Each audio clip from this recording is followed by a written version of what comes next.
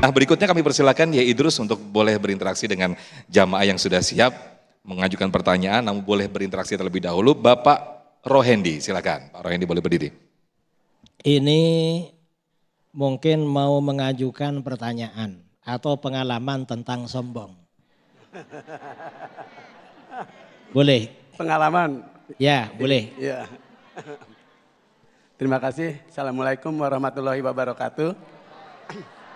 Nama saya Rohendi dari Jamaah Taqwa. Yang saya tanyakan sesuai dengan temanya sombong.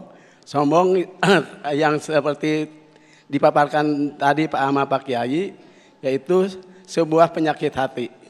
Yang saya mau tanyakan bagaimana caranya menghilangkan rasa sombong pada diri saya pada saat mendapat pujian dari orang lain. Itu aja Pak Kiai. Agar ibadah saya tidak sia-sia gitu Pak Kiai. Dan selalu pengennya saya gimana caranya supaya tawadu gitu Pak. Terima kasih. Emang Bapak pernah merasa dipuji sama seseorang begitu Pak ya? Pernah. Pernah. Terus apa yang ada di dalam hati Bapak ketika, wih Bapak ganteng banget nih, apa yang ada di dalam hati? Biasanya bangga Pak, punya kebanggaan. Nah, sedangkan kebanggaan itu tidak boleh termasuk sombong gitu Pak. Jadi berbunga-bunga begitu perasaan. Silakan ya Idrus. Terima kasih ya. Jadi ketika seseorang itu mendapat pujian dari orang lain, apakah karena ibadahnya, atau karena ilmunya, atau dermawan, akhirnya kita merasa senang. Dan mungkin kadang-kadang kopiah ini terasa semakin sempit. Karena kepala menjadi lebar, telinga ini mengembang. Maka bagaimana solusinya kalau seperti itu? Kalau seperti itu, yang perlu diperhatikan pertama kali, kita ini harus tahu, kita ini beribadah, beramal soleh itu untuk siapa? Kepada orang apa kepada Allah? Kepada Allah. Kalau kita ini beribadah kepada Allah, maka ibadah kita ini sebenarnya yang lebih tahu tentang ibadah kita kira-kira orang lain apa diri kita? Diri kita kan? Mungkin orang lain itu hanya ngelihat sekilas-sekilas. Ini kayaknya rajin deh ke masjid. Padahal banyak bolongnya ke masjid. Kadang kan begitu, kita ini lebih tahu sebenarnya. Kalau seperti itu, kalau kita ini dikembalikan pada pengetahuan kita, itu berlebih-lebihan, lebay itu. Saya gak sehebat itu sebenarnya. Cuma karena Allah ini ingin menanamkan kecintaan orang pada saya, amal sedikit dikira banyak. Dan kalau seperti itu, kita ini bisa tahu pada diri sendiri, insya Allah lama-lama tidak akan sombong. Itu gak benar itu, saya gak sehebat itu. Itu caranya seperti itu. Jangan dibiarkan. Kadang-kadang dibiarkan. Wah, berarti saya ini memang hebat berarti. Mengapa? Ini pujiannya luar biasa ini. Kira-kira nanti siapa lagi yang memuji? Padahal gak begitu kan. Kita itu lebih tahu diri kita. Kita ini kadang-kadang sholat menghadap kiblat.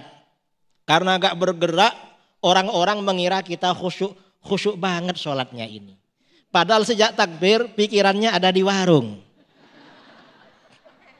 Wah, dibilang khusyuk banget, pikiran saya kemana-mana tadi. Kok bisa orang bilang khusyuk banget? Artinya apa? Kita ini perlu introspeksi diri, harus tahu diri. Amal kita ini yang lebih tahu kita sendiri, bukan orang lain. Sama dengan orang dipuji karena ilmunya. Wah, kalau itu alim banget. Padahal yang bersangkutan tidak sealim yang mereka ucapkan. Mengapa? Dirinya lebih tahu daripada orang lain. Atau misalnya saudara dipuji karena kaya. Wah, ini kaya gak punya hutang. Padahal cuma gak bilang-bilang aja itu. Jadi memang perlu ya introspeksi diri. Kita ini perlu tahu bahwa kita ini lebih tahu terhadap diri kita daripada orang lain. Yang kedua, kita ini beribadah bukan untuk pujian orang. Tetapi apa? Beribadah ini agar diterima oleh Allah. Pertanyaannya, sudahkah ibadah saya diterima oleh Allah? Sedangkan syarat diterimanya ibadah itu kan berat sekali. Berat. Orang itu sholat, yang diterima oleh Allah hanya yang khusyuk. Khusyuk itu artinya apa? Selama sholat dia merenungkan apa yang dia baca dalam sholat. Mulai takbir sampai salam. Kalau kita ini merenungkan cuma takbir, Allahu Akbar.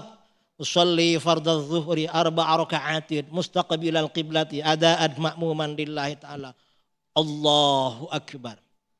Cuma takbir yang merenungkan, berarti itu aja yang diterima. Sisanya gak diterima. Mengapa? Karena gak khusyuk. Dan yang tahu kita ini khusyuk apa enggak kan bukan orang lain kan. Diri kita. Diri kita yang tahu.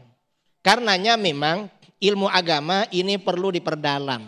Kajian-kajian keagamaan terutama sholat yang baik, sholat khusyuk ya. Sholat yang sempurna ini perlu kita pelajari terus.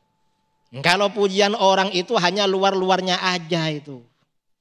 Padahal kita ini kadang oleh orang lain dianggap gak ada problem, betul.